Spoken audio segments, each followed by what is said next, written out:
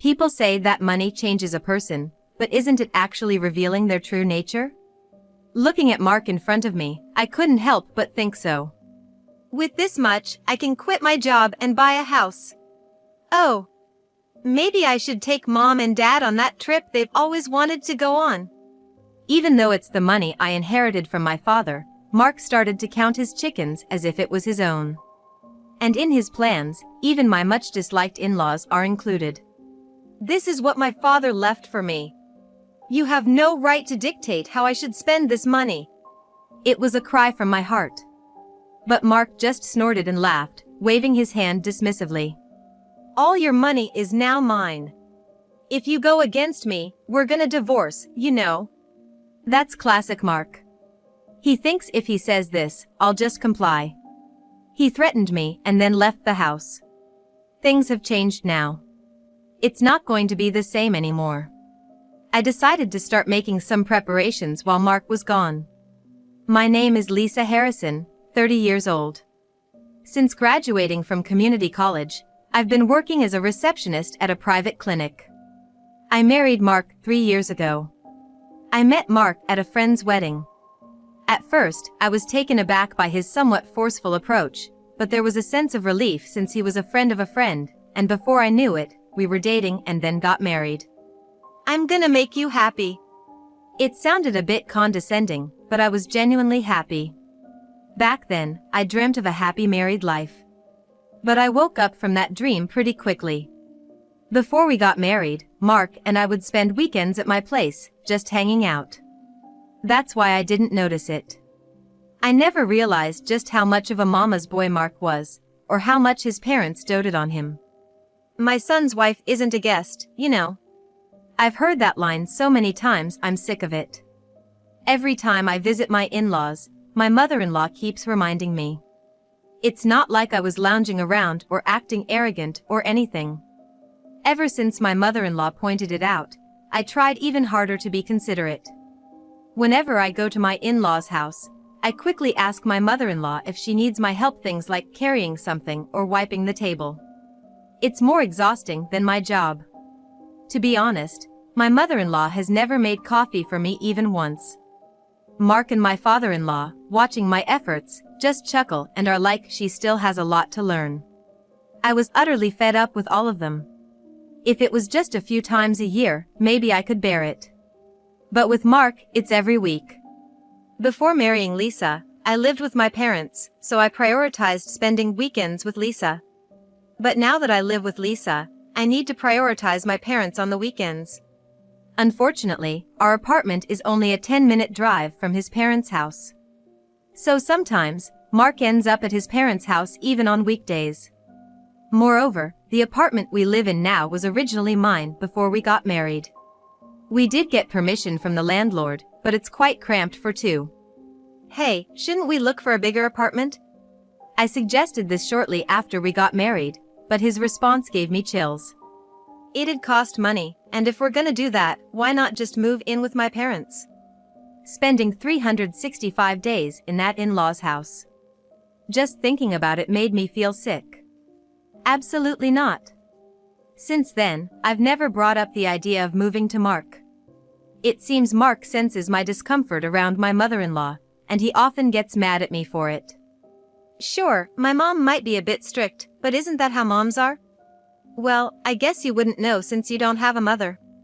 Whenever the topic of my parents came up, I always felt Mark was looking down on me. I was raised by my father. My mother passed away when I was little, so it was just my father who raised me. I once overheard my father, when he was drunk, saying he and my mother had run off together, leaving their families behind. So, I didn't have any close relatives to rely on. Moreover, my father was busy running his business. Actually, it was a housekeeper who took care of me. She was kind to me, but at the end of the day, she wasn't my real family. I've never been good at being openly affectionate, and that's carried through to this age. It's such a pity, you know? If only Lisa's dad had been a bit more business savvy. Mark said with a grin. I never liked discussing this topic, but for some reason, Mark occasionally brings it up, as if he's just remembered it. It's about my father's company went under.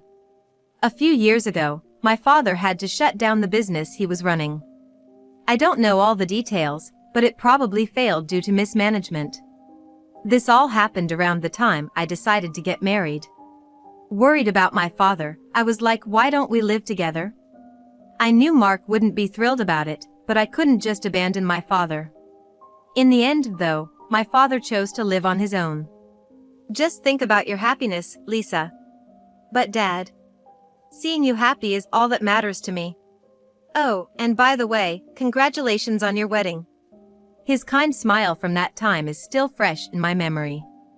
I wished he could have met his grandchild, but unfortunately, we had trouble conceiving.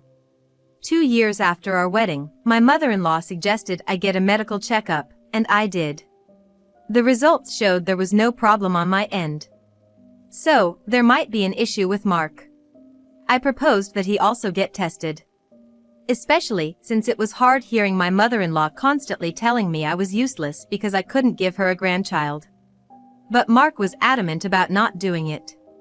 There's no way I'm gonna do that. We're not animals. It's embarrassing to even think about getting tested. I felt cornered into the testing by his mother. I didn't really have a say in the matter. Mark knew that, and yet. Please, Mark. If there's nothing wrong, we can be at ease. If there's an issue, we can address it. I just want to know. My mother-in-law's pressure is really getting to me. Mark shook his head. Wait, so you want me to get tested just because you feel pressured by my mom? That's not it. I just thought if there was a solution. Is there even a solution to a blessing like that?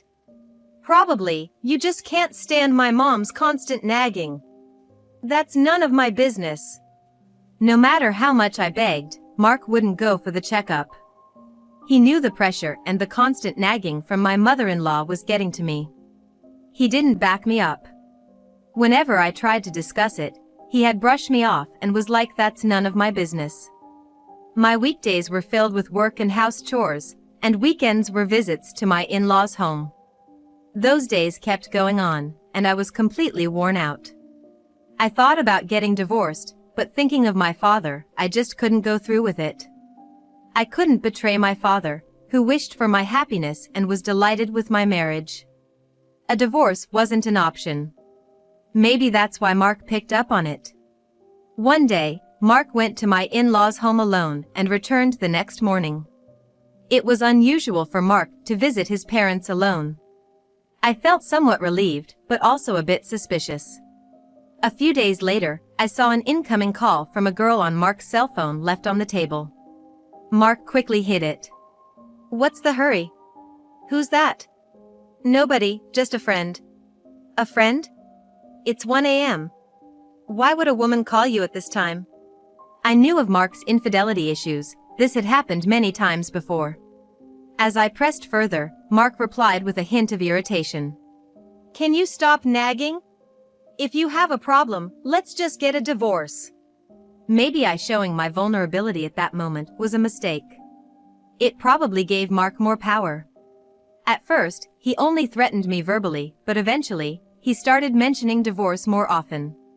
If you don't want a divorce, do as I say. I felt helpless against a triumphant Mark. And then, the unthinkable happened. My father suddenly passed away in an accident.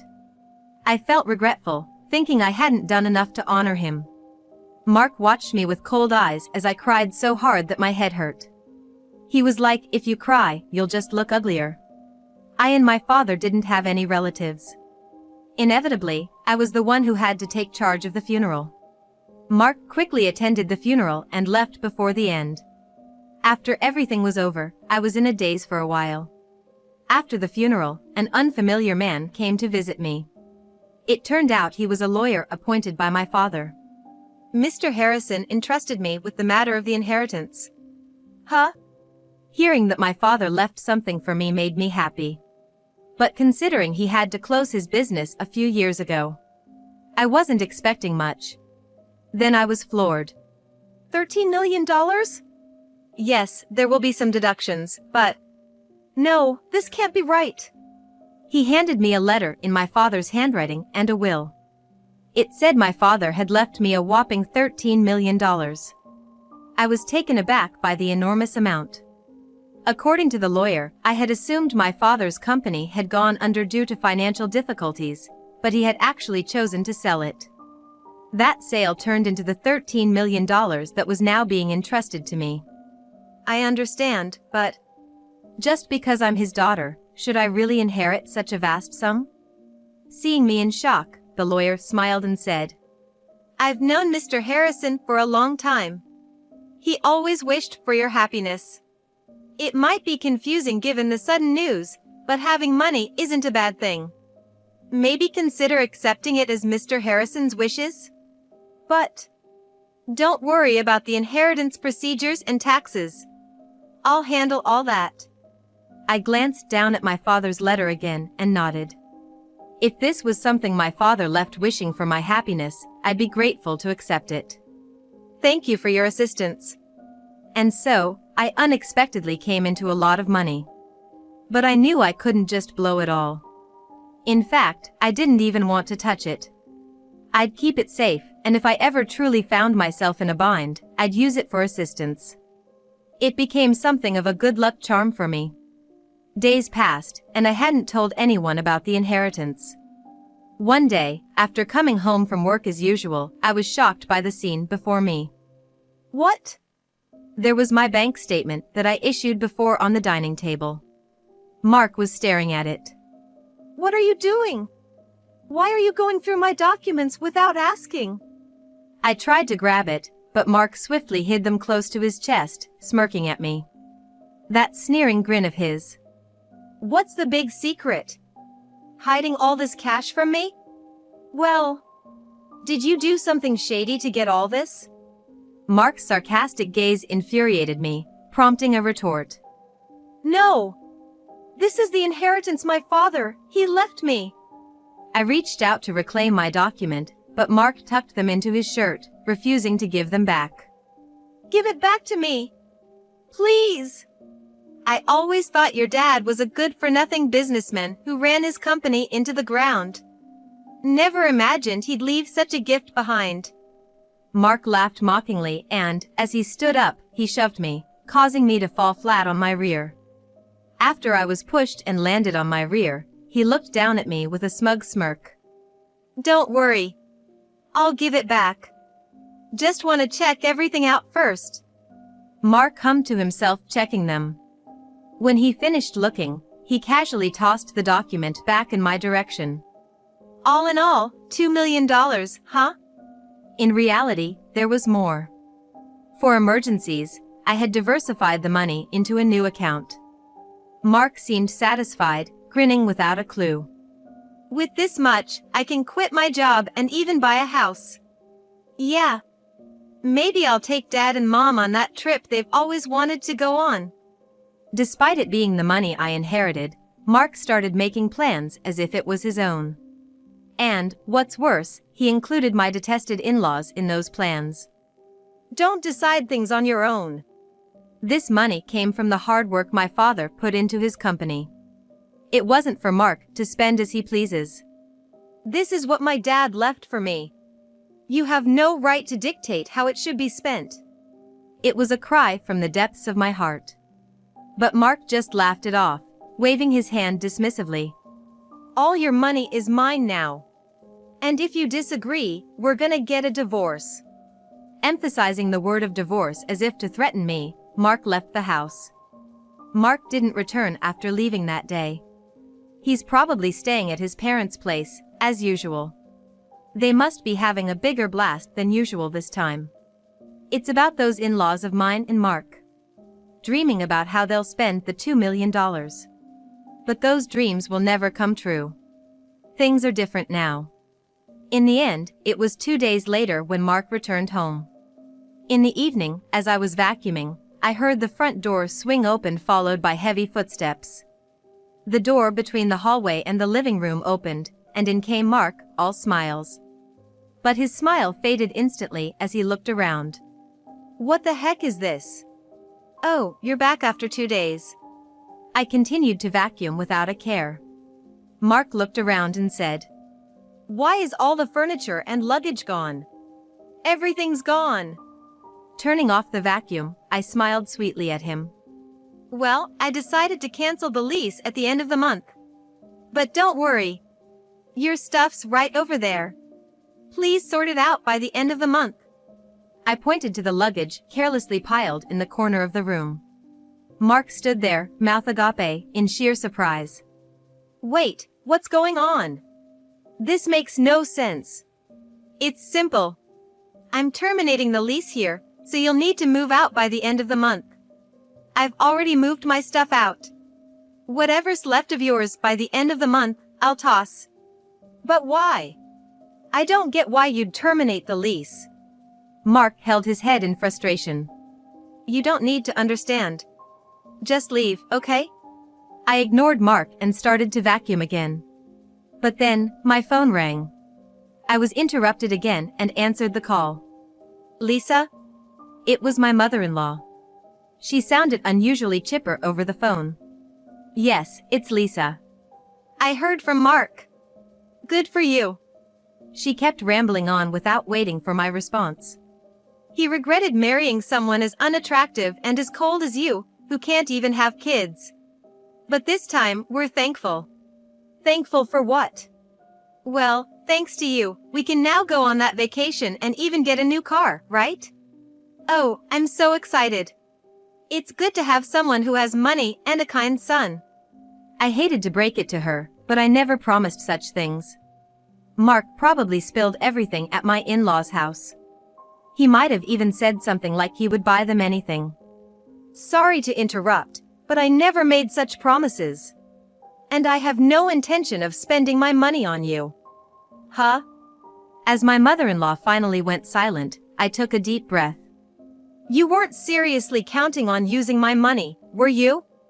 The money of the same person you've made fun of and belittled all this time?" It was the first time I'd ever spoken back to my mother-in-law since getting married.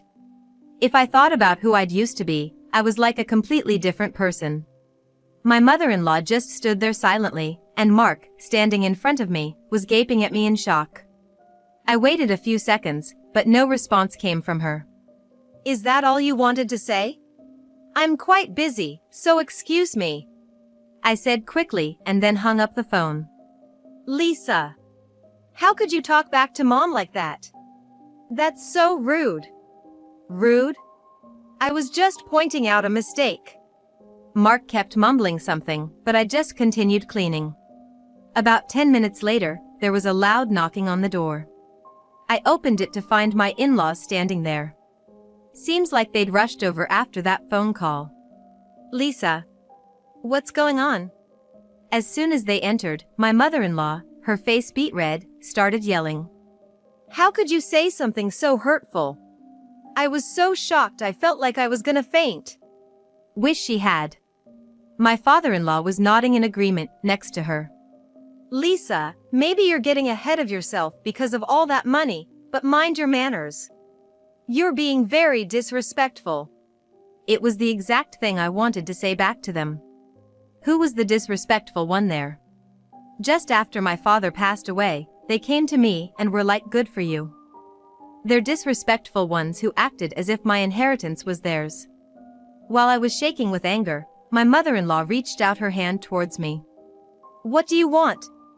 Your money is basically mine." "What?" When I was puzzled, Mark added some clarification about my mother-in-law's actions. "She's asking for your money. I mean, you might become greedy and keep all the money to yourself. Hey, if anything, just transfer it to my account now. That'll make me feel better." "Perfect. That's a great idea. If you have too much money, you might get taken advantage of or worse. Wives shouldn't have money." While the three of them were getting all worked up, I rolled up the vacuum cleaner's cord and leaned the machine against the wall. And then, as I was preparing to leave, I firmly said, "What's all this talk about being a wife and cheating?" "That's just some sound advice from my parents, for you to act properly as my wife." "Excuse me? I'm becoming single." "What?" Sweat began to form on Mark's forehead. What are you talking about, Lisa? Mark's eyes darted from left to right. You said if I didn't obey, we'd get divorced, right? I couldn't agree with your views, so I simply went ahead with the divorce process. Just like that? I never approved of this. That's forgery. There was no need for forgery.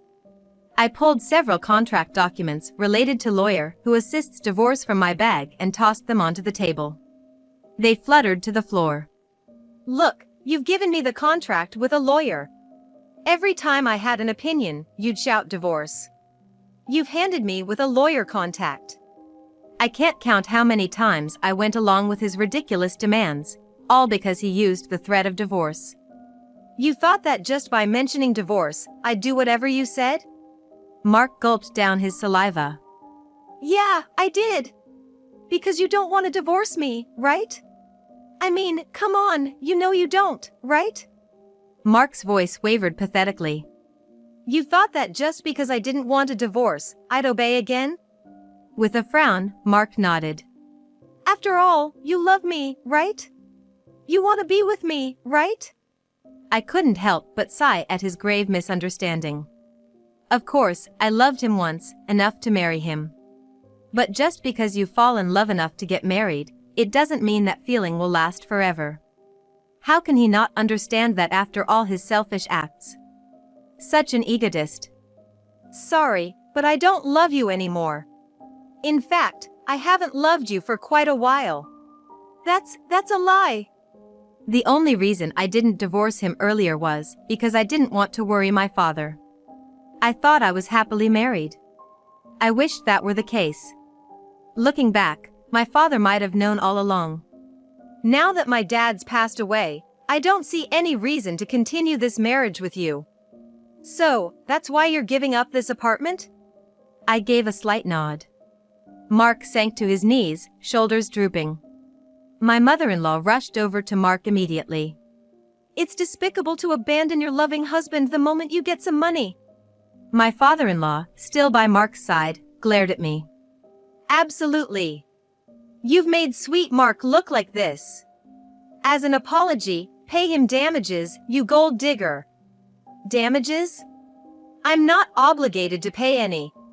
What did you say? After all, I've done nothing wrong. Unlike Mark, who's been cheating left and right, I've never strayed. Mark's face turned ghostly pale. Your childhood friend Sarah, Harry from work, and that girl Lily from the bar, right? Counting on my fingers, Mark's face got even paler. My mother-in-law looked away, avoiding eye contact. Sarah is, well, different. I mean... My mother-in-law stammered. Judging from her reaction, she probably knew about Mark's affairs, maybe even aided them. Must have been tough, helping Mark create alibis for his affairs. But don't worry. The cameras and voice recorders I installed in Mark's car and bag have provided all the evidence I need.